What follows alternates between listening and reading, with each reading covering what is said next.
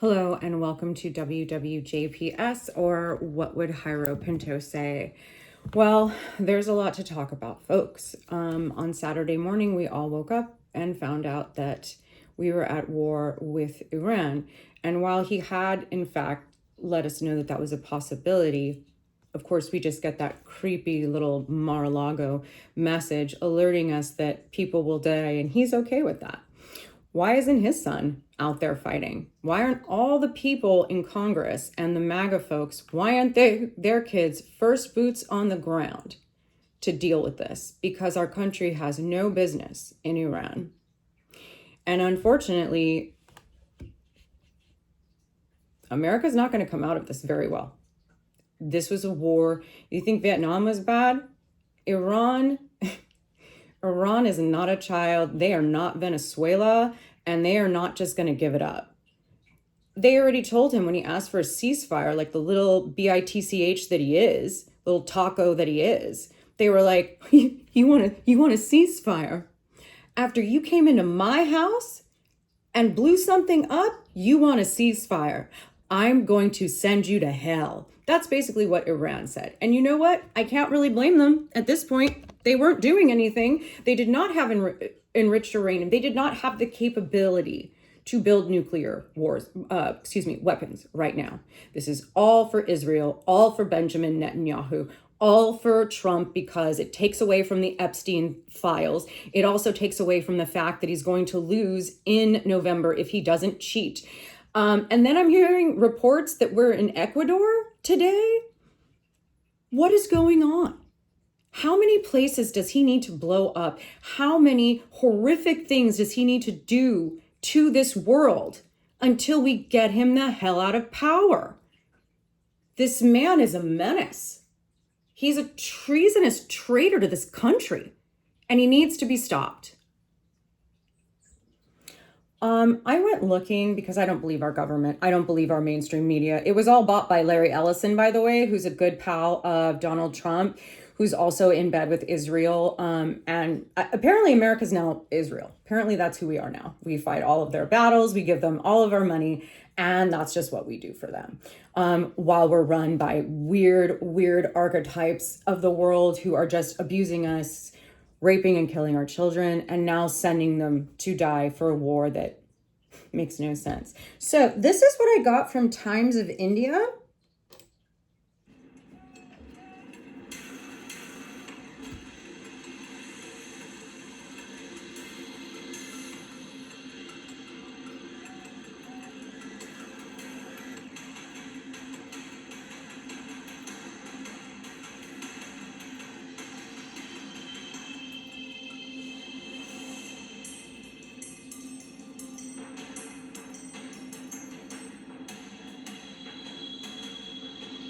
None of this needs to be happening. Escalating the tensions in the Middle East, Iran has continued its targeting of military installations of the United States and Israel across the region. In a statement, Islamic Revolution Guards Corps IRGC spokesman Brigadier General Ali Mohammad Naimi claimed more than 650 U.S. military personnel have been killed and wounded within the first 2 days of Iran's retaliatory Operation True Promise 4 by Iranian armed forces against U.S. military installations and warships across West Asia. In the first 2 days of the war, 650 American troops were killed and wounded, the spokesman stated on Tuesday. He said that it was natural for the U.S. military to deny or conceal the casualties. Nevertheless, Iranian intelligence, as well as all field reports, confirmed the toll. I had a suspicion he was lying about that. They lie about everything. And especially, see, Trump tells on himself. That's what you all have to realize. This is a man that tells on himself all the time. So as soon as he did the whole, people may die and more people may die, that is prepping you. That is prepping us. Because it should have been something like, thankfully we've only lost this many people. We hope not to lose any more. No, he's saying, hey, there's going to be more. There's going to be more, because there are already more. I don't know how accurate that is. I can't tell you because, again, I am a witness. I am not a journalist. All of this is my opinion. from what I am seeing, my own personal research, and I am disgusted with the Trump regime. I am disgusted with the fact that PDF files run our government, make all of our rules.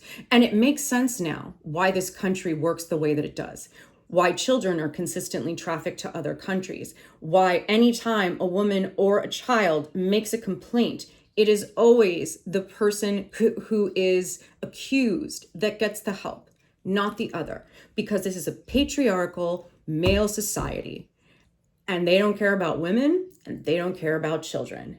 They just want their money and their power and everyone else to sit down and shut up. And now America's youth, because again, I don't have kids, but I know a lot of you do. Your kids are having to go to war for a PDF file, for a man who cares nothing about this country. He doesn't care that anyone's dead. He just wants power. He wants his agenda won. And here we are. So again, this one may be a bit lengthy because I wanted to actually go to different news sources. I did not want to rely on the US for any of this because honestly, all they do is lie to us. At this point, you're literally watching just fiction on the news. They don't tell anyone the truth. They just don't. And it's up to us to find the truth. This is Dr. Miriam Francois. Grievances as a casus belli here? And if so, what's the real agenda? Yes, I would agree that the Trump administration is using the current situation as an excuse to go to war. Now, this though does not.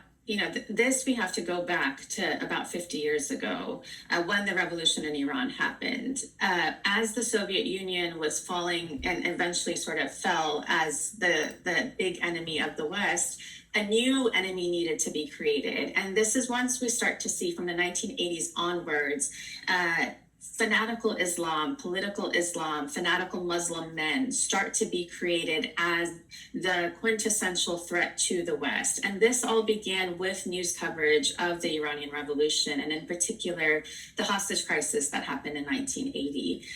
So in order to understand sort of where we are now, Iran it's contributed to this narrative itself, but it has been sort of created as the quintessential and the existential threat to the United States in the Middle East. And that threat in and of itself, regardless of what is happening in Iran today, has been the reason that we have had almost 40 years of constant warfare in the Middle East, is because we are constantly now managing terrorism. That was the whole excuse of the global war on terror from after 9/11 onwards to very recently. And we have this threat of terrorism was birthed out of the coverage of what was happening in Iran from 1970. Now, granted, and for those of you that are young, I don't know if you remember, but back when there was a shift in power in Iran, as she said, they stormed the U.S. consulate and several United States citizens were taken hostage. I believe there's a movie about it called Fargo for most of us who don't like to read in this country, because no one likes to read. That'll tell you the story. But essentially, yeah, it was scary. They came at us. They took our people. And no one's claiming that Iran is innocent. But it's very interesting what she says here, because ever since 9/11, she's right. Islam has been made to be the great force, right? That they're the ones that are going to kill us. They're the ones that are here to harm us. Yet now things that are said in 9/11 in the Epstein files are very concerning. Ghislaine Maxwell was asked to be part of a shadow commission regarding 9/11. Howard Lutnick, who worked in that building, took his kid to school that day. And another person who has affiliation with this suddenly didn't go to work that day either. I also believe, and again, I haven't checked this, but I do believe insurance policies were taken out for more insurance on those buildings prior to the bombing. And if they've been lying to us about raping children, about what they do there, if they've been lying to us about everything, why would they not lie about this? Zoran Mondani is a perfect example of that lie. There is a good and wholesome man filled with integrity who is doing a hell of a job running his city, and he is absolutely keeping his promises. And guess what? He's a Muslim. And there's nothing wrong with that. It doesn't make him anything but Muslim. And we want to make them the great devil, when in reality, it is Israel that has gotten us into far more trouble, far more mishaps. And they're also the ones with the PDF filing issues. Apparently, our country and Israel really like RAPING children. That is just part of who they are, whether it's that they consume them and go to BA''AL or Moloch or whoever the hell these people sacrifice children to, because that's what's happening. And I've looked around enough that you can't tell me otherwise. I'm so glad I was an ugly child. That's really all I have to say about that. Stop believing everything they tell you. For God's sake, we're supposed to critically think. We're Americans. We're supposed to think. And when did we just go starting wars? And now he's saying, well, just like with Venezuela, now we have all the oil. So this was about oil. This was about oil. And now Iran is going to start bombing all of our embassies. And guess what? If he goes after those water plants, the desalination plants, because their water runs on that in the Gulf Coast, they are bombed. Iran has many more advantages over the United States. The reality is that right now, it's a war of attrition between the United States and Iran. And the Iranians have been preparing 20 years for this conflict. By the way, I forgot to say, this is from, I will put the links, I always do, but I did. This is Professor Zhang, and he essentially had done some predictions. He had said that Trump would win, and he also said that he would go to war with Iran. So he's the expert. That's why they're interviewing him. Sorry, I didn't make that clear. In their eschatology, in their religion, this is a war against the great Satan.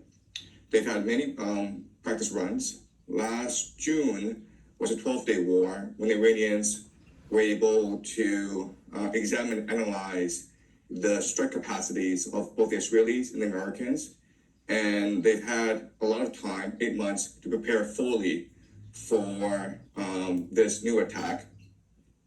They, through their proxies, the Houthis, Hezbollah, Hamas, and the Shia militias, have been able to really grasp the American mentality, and now they have a pretty good strategy of how to weaken and ultimately destroy the American empire.